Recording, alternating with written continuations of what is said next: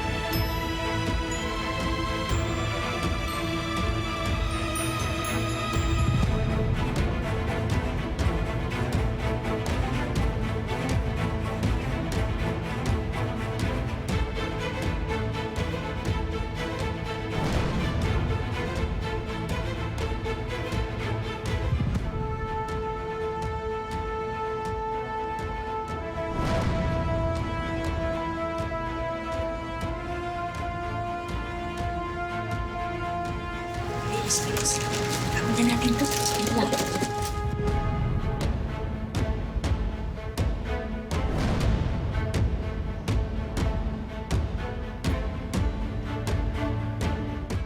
Ang huling kakailanganin natin para sa plano, ang mga taong dapat pasabugin. So, ano sabi nila, anak? Yes, Mommy. Darating si Daddy Raymond, si Ma'am Charlene at si Princess. Talaga ba, anak? Salamat na kumbinsi mo sila. Sa wakas, kakalaya na rin ang kalooban ko, anak. Salamat sa'yo.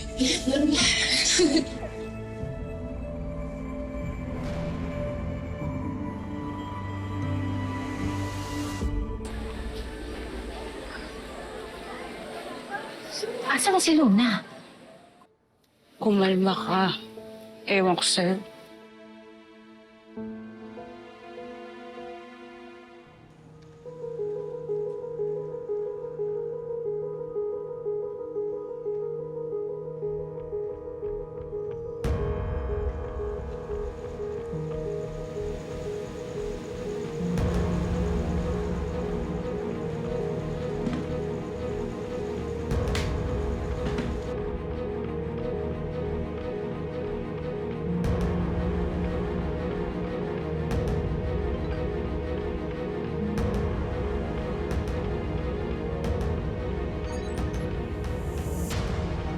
Ilang sandali na lang. Goodbye na ako sa lugar na to. Goodbye na rin sa mga pader na to.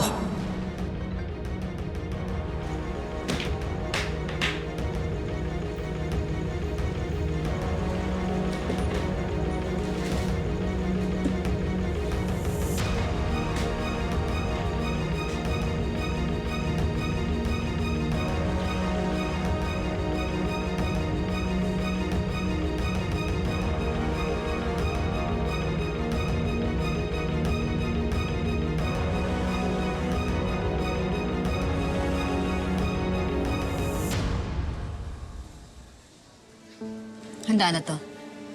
Pindutin mo lang yan kung gusto mo nang magunaw ang lugar na to. Salamat.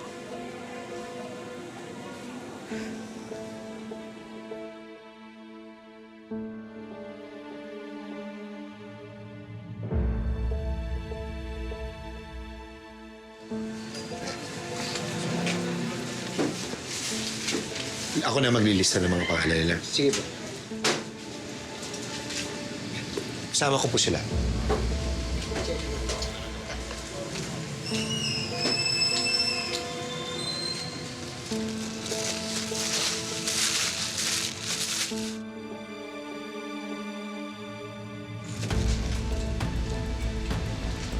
Okay na.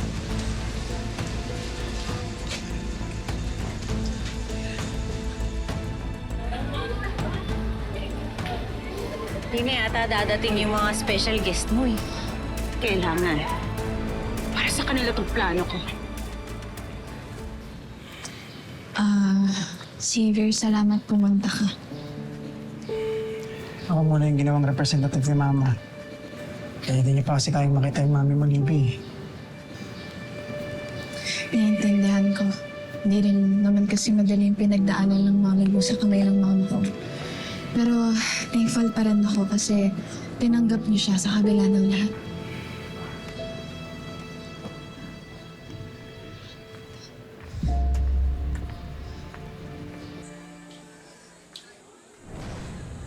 Ayan na. Pa-arte na ako.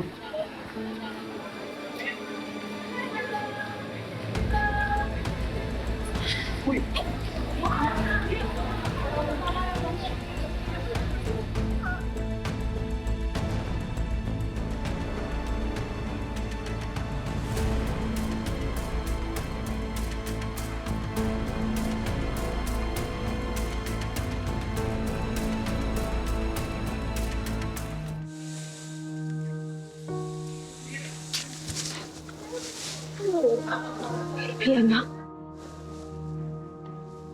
Akala ko hindi ka darating.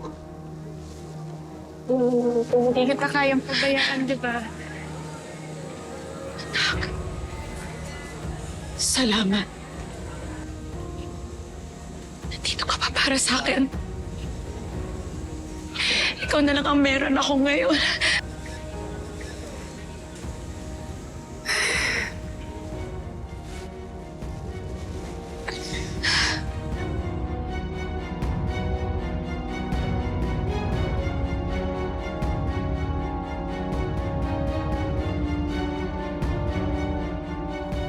Pinagsisisihan ko lahat ng ginawa ko sa inyo. Pagkatapos mong ilayon, tunay na anak ko sa amin. Kaya nga ang laking pasalamat ko na pumunta kayo dito mag-asawa. Kayo yung pinakang nagdusa.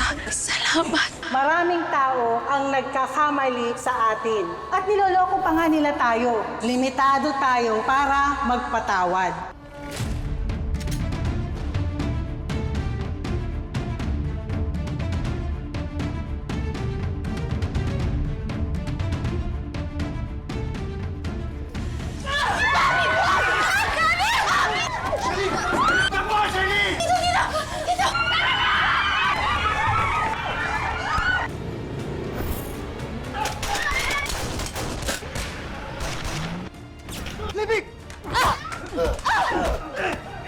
Labas ka na dyan! Tapusin na natin to! Ilang dekada na tayo nag-aaway! Tumigil ka! Bitawan mo ako! Kung hindi dahil sa mami mo, hindi tayo aabot sa sitwasyon na to! Parating na kita, Charlene! Sige! Subukan nyo lumapit! Papasabukin ko tong lugar na to!